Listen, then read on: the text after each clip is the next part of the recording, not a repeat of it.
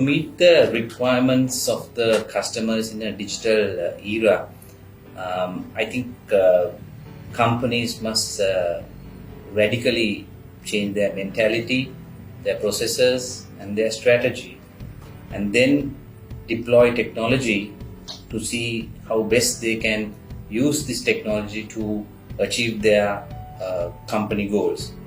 Now, to me, the way I see it, there are two sides to this.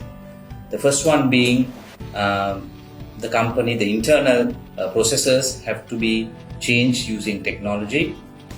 And the second step to this is how we interact with the external customers using these digital assets that you have created, thereby being able to connect with them.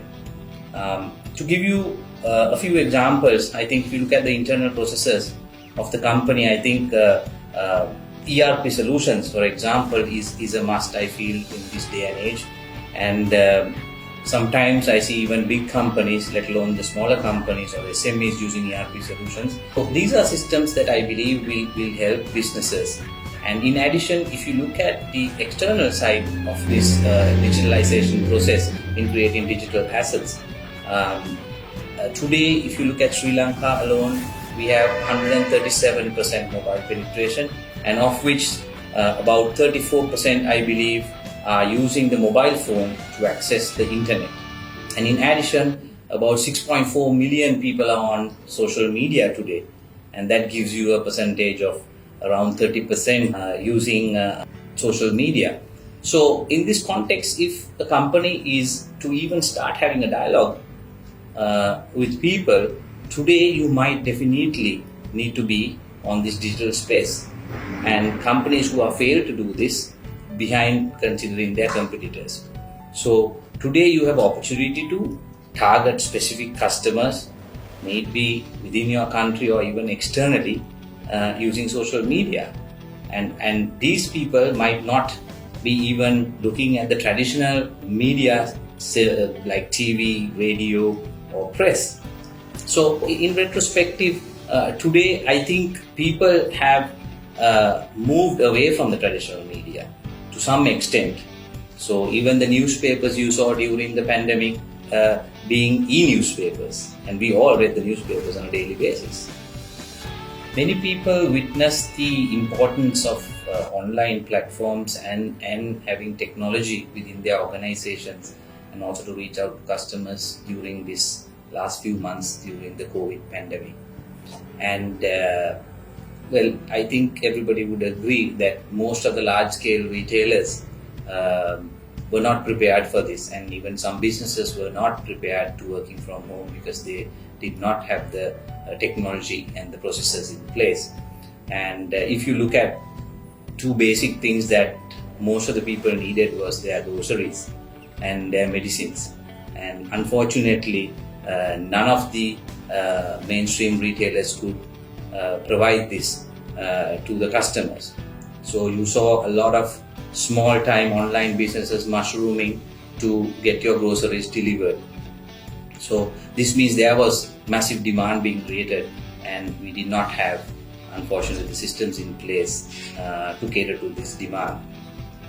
Even during this time, most companies, they had to work from home, and some companies obviously had a plan in place, so they managed to carry out their day-to-day activities to some extent.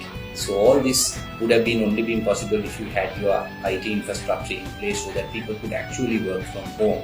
And when you look at the customer side and the integration side of it, obviously you have to get the goods across to your customer. So yes, you needed some kind of delivery mechanism. Some people got third-party delivery companies like Uber, Foods, PickMe to do this for you. So maybe you might have not had the strength, or the situation did not avail you to do your own deliveries, but nevertheless, there were external parties providing this service. But even to get it to that external party, you would have to have your internal processes in place.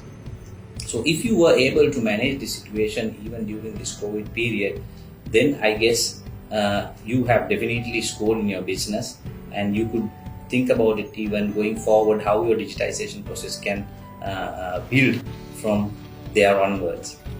It is interesting that I noticed during the pandemic there was a company who was involved in the business of fitness equipment, and that particular company, knowing well that people are stuck inside their homes and obviously they needed to get out, they couldn't, so they needed some sort of exercise, and obviously targeting the maybe the gym goers.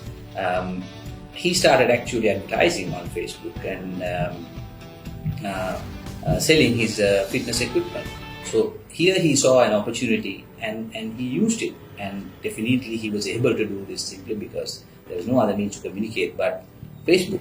If you look at our industry, the tea industry, for the first time in history since 1880s, where the tea auction was held in Colombo, we went on an online platform even to date, which was launched during the COVID period. We are still on an online auction system. Our business would have not been possible, let it be the local business nor the export business, if these auctions did not take place, because this is where the tea is bought and the companies do the packing thereafter, and it comes from the producer to the auction to the brokers, and from the brokers to our company, and from there only we get it to the customers. So this wouldn't have been possible if this online system was not there. So that you can definitely see the radical change it could have made if we did not have this process, because we couldn't have had the auctions then because of safety regulations and people moving and the transport issues during this lockdown period. But here we had a system, so luckily the industry managed to take the business forward. Interestingly, in the US, where there are a lot of job cuts, there has been instances where labor movement or labor exchanges have been happening, where the tourism industry and the hotel industry got affected, I think, globally the most. They used the labor from those particular industries and did exchanges with retailers and delivery companies. The grocery retailer chains, the big retailers definitely needed more manpower in deliveries. So, and also the delivery companies per se, who is providing the last mile deliveries, needed a recruitment done during this period. So they had some option of exchanging labor. So this is some creative ways of looking at how you could move your labor. And if you look at even our group, at that particular time, we one of the verticals that we are in is the travel and tourism industry, which got affected. And some of those people which we had in frontline sales, we were able to mobilize in the sales operation of our sterile, which is our sanitizer business. So here we saw some movement and we creatively used them and to market to the corporate bases that maybe they have already been dealing with, who definitely will need the sanitizer solutions. So today as a group, we are happy to say that during the pandemic, on the vision of our chairman, we decided not to have any pay cuts or not a single layoff, because we managed to carry on our business to some sectors and see how we could best progress, and also to protect our largest and the most important asset, which is our employees. A big learning experience for my team and myself during the pandemic was the launch of our sanitizer business. So this is a business actually we had for the last 8 years, where we were dealing mainly on a B2B space, and we were supplying cleaning products plus sanitizers, which we had within this whole portfolio of products. So during the pandemic, obviously we saw that there was a great need for sanitizing solutions, and at this juncture we needed to come up with a range of products which can address the individual customer as well as the B2B customer who we were operating in the space already.